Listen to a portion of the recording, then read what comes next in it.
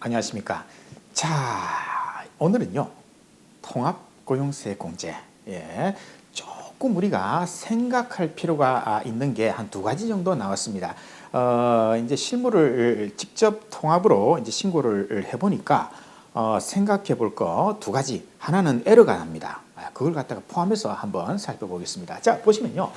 22년도, 23년도를 한번 보면요. 22년도에 30세가 입사를 했습니다. 그러면 22년도는 이 사람은 청년 외죠. 그렇게 해서 이제 공제를 했습니다.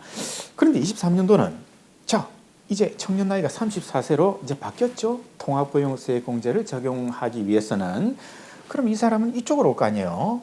그죠? 전체는 변동이 없는데 22년도에 이 사람은 그죠? 이쪽으로 가야 되나? 이쪽으로 가야 되나? 23년도 1차년도 세공제를 계산할 때 22년도를 이 사람은 이쪽이냐? 이쪽이냐? 즉 청년으로 보느냐 마느냐 이 문제가 있거든요. 이 문제를 한번 보겠습니다. 자, 일단은요. 이 모든 문제는 뭡니까? 그렇죠. 청년 나이가 이제 34세까지로 확장이 되었다. 그죠? 통합고용세 공제.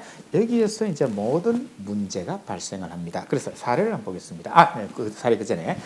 요전에 요걸 한번 보시죠. 그래서 이제 우리가 문제는 뭡니까? 23년도에 통합고용세 공제를 적용을 하고요. 그래서 1차년도는 이렇게 850 공제를 받고요. 요거 2차년도, 3차년도 세액공제는 그렇죠. 과거에 요 법에 따라서 발생한 이 금액을 그대로 가져온다, 그죠? 2차, 3차년도는 요걸 그대로 금액을 들고 오면 된다. 이렇게 돼 있잖아요. 예. 자, 그래서 이제 제가 우리 거래처를 한번 보면서 이런 경우가 한번 나왔습니다. 그래서 한번 같이 고민을 해보시죠. 21년도에는 아무도 없습니다.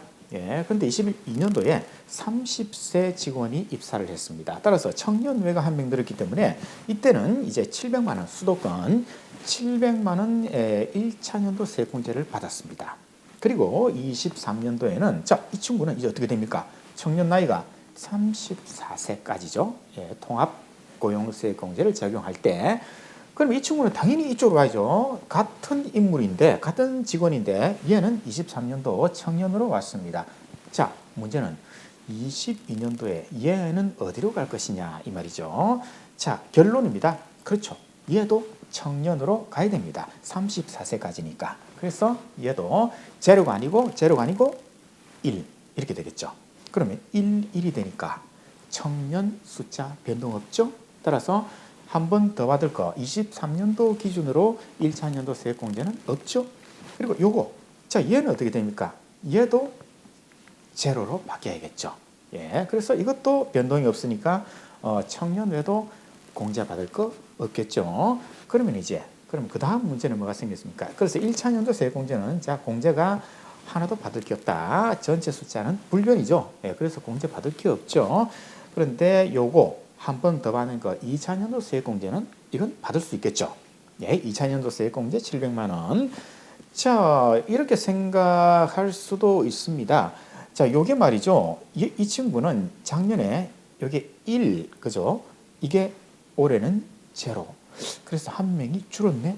그러면 이거 그대로 추가 납부 토해내야 된다. 이렇게 생각할 수 있습니다만은 다시 한 번 더 우리가 복습. 2차년도 세액공제를 받기 위한 요건은 무엇입니까? 그렇죠. 전체 숫자가 감소만 하지 않으면 된다. 전체 숫자는 그대로잖아요.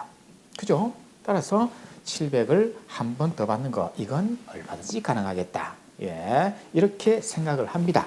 이거는 아주 심플한 경우이기 때문에 우리가 아주 간단하게 생각할 수 있지만은 또 실무를 하다 보면 직원이 30명 되고 이러면은 이게 막 왔다 갔다 할 거 아니에요.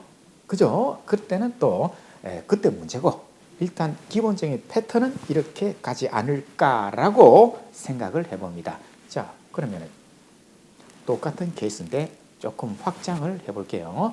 자, 똑같습니다. 똑같아요. 이거는 그죠? 자, 그래서 23년도에 이제 통합 고용세액공제 적용합니다. 그럼 이건 제로에서 1이 되고 이건 1에서 제로가 되고 자, 그래서 이제 무사히 그죠? 1차년도 아무것도 없죠. 그런데 실질적으로 청년이 한 명 더 늘었습니다. 그럼 이제 1에서 2가 됐으니까 한 명당 1,450 받으면 되겠죠? 그런데 이것도 말이죠. 청년 외에도 한 명 더 늘어났습니다. 실질적으로 증가했습니다. 그럼 이제 총 인원 숫자가 하나, 둘, 셋, 3명이죠. 그러니까 이것도 한 명당 850. 이렇게 해서 1차년도 세액공제를 받으면 되겠죠. 2차년도 세액공제는 당연히 이거는 1에서 3으로 증가했으니까 당연히 이건 한 번 더 받으면 되겠죠. 이렇게 해서 적용을 하면 되겠습니다. 그래서 결론은 23년도에 내가 통합으로 가겠다. 그러면은 무조건 청년 나이는 34세까지, 그리고 장년 나이도 얘도 무조건 34세로 다 스위칭 바꾸어서 1차년도 세공제를 계산해야 되겠다. 이게 결론이죠. 자, 그러면 두 번째 문제. 요거는요, 제가 처음에는 착각을 했습니다. 뭐냐면요, 자, 통합고용세액공제 공제세액계산서 이걸 작성해야 되잖아요. 그래서 저는요, 1차년도 세액공제는 당연히 이걸 적어야 됩니다. 통합서식을 작성하고 제출하는데 2차년도 3차년도 세액공제도 그죠? 저는 과거에 요 서식에 다음 페이지 보면은 2차년도 3차년도 그 적는 난이 있거든요. 거기에 적어가지고 신고를 해보니까 이게 에러가 뜹니다. 홈택스에서 에러가 발생을 합니다. 그래서 원인을 알아보니까 자, 2차년도 3차년도 세액공제는 과거에 고용인정대 기업에 대한 공제세액 계산서 여기에다가 이제 적어가지고 우리가 공제를 받으면은 이제 그렇게 신청하니까 에러가 없어졌습니다. 그래서 결론은 따로 두 장이 이제 계산서가 두 장 이제 신청 이게 들어가야 된다. 신고할 때 상당히 번거롭게 됐죠. 아주 귀찮게 됐어요. 그냥 통합 여기다가 2차, 3차년도 세액공제도 같이 넣으면 될 일을 이건 또 왜 또 따로 가느냐? 뭐 여러 가지 뜻이 있다고 봅니다. 어쨌든 이렇게 해서 우리가 오늘 두 가지를 살펴봤습니다.